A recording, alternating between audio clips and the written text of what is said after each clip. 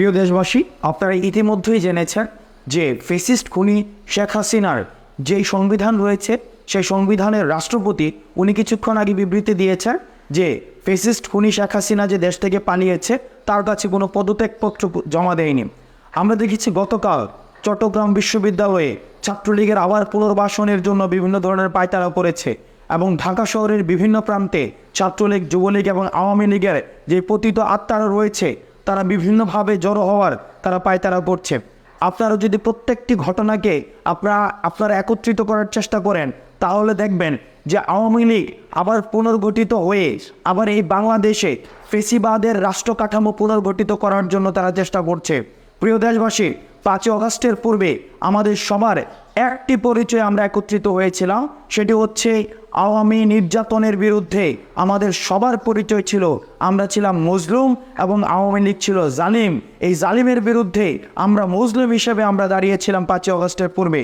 কিন্তু 5 আগস্টের পরবর্তী সময়ে আমরা নিজেদের বিভিন্ন ক্ষুদ্র ক্ষুদ্র রাজনৈতিক স্বার্থে আমরা পৃথক হয়ে গিয়েছি, যার ফলশ্রুতিতে এই যে একটি গ্যাপ ক্রিয়েট হয়েছে, এই গ্যাপ ক্রিয়েটের জায়গাটিতে আবার আওয়ামী ফ্যাসিস্ট সরকার আবার তার পুনর্বাসনের ছক কষছে।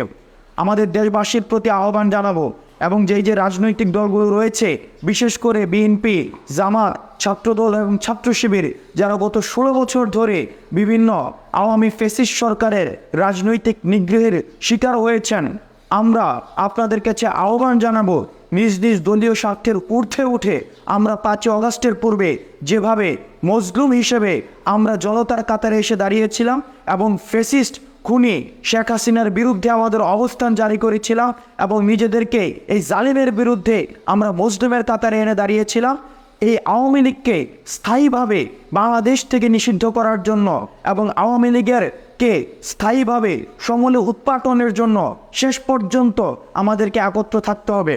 আমরা যদি নিজেদের দলীয় স্বার্থে এবং রাজনৈতিক স্বার্থে আমরা যদি পৃথক হয়ে যাই, সেই সুযোগটি হচ্ছে আওয়ামী লীগের পতিত আত্মারা নেবে।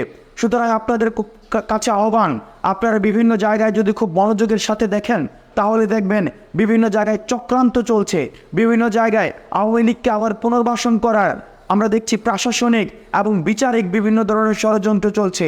এই ষড়যন্ত্রগুলোকে রুখে দিতে আমাদের জাতীয় ঐক্যের কোনো বিকল্প নেই। সুতরাং যারা আমরা 5 আগস্টের পূর্বে মজলুম হিসেবে আমরা জনতার কাতারে এসেছি, সুতরাং আওয়ামী লীগকে স্থায়ীভাবে নিষিদ্ধ করার জন্য এবং বাংলার মাটিতে তাদের যে কোনো ধরনের পুনর্বাসন ঠেকাতে আমাদের সবসময় ঐক্যবদ্ধ থাকতে হবে।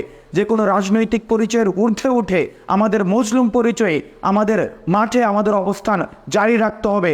নচেত আবার আমরা দেখব আওয়ামী লীগের পতিত আত্মা আবার বাংলাদেশের এই মাটি আবার তারা দখল করে নিয়েছে। সুতরাং আমরা আমাদের জায়গা থেকে শক্ত অবস্থান নিশ্চিত করব, যাতে করে আওয়ামী লীগের কোনো পতিত আত্মা আর কোনোভাবেই বাংলাদেশের মাটিতে পুনর্বাসিত না হতে পারে। ছাত্রলীগ, যুবলীগ, আওয়ামী লীগকে স্থায়ীভাবে রাজনৈতিকভাবে নিষিদ্ধ করার জন্য, বিচারিকভাবে নিষিদ্ধ করার জন্য আমাদের সামষ্টিক যত ধরনের পদক্ষেপ নেওয়া প্রয়োজন আমরা সেই পদক্ষেপগুলো আমরা সামষ্টিকভাবে নেব এবং বাংলাদেশে গণতন্ত্র এবং ন্যায্যতা এবং যেই দায় দরদ এবং ইনসাফের যেই বাংলাদেশ, সেই বাংলাদেশ প্রতিষ্ঠিত আমরা করেই ছাড়ব। আপনারা সবাই ভালো থাকবেন, সুস্থ থাকবেন এবং আওয়ামী লীগকে স্থায়ীভাবে বিতাড়িত করার জন্য আমাদের যে সংগ্রাম, এই সংগ্রাম সবসময় জারি থাকবে। সালামু আলাইকুম রহমতুল্লাহ।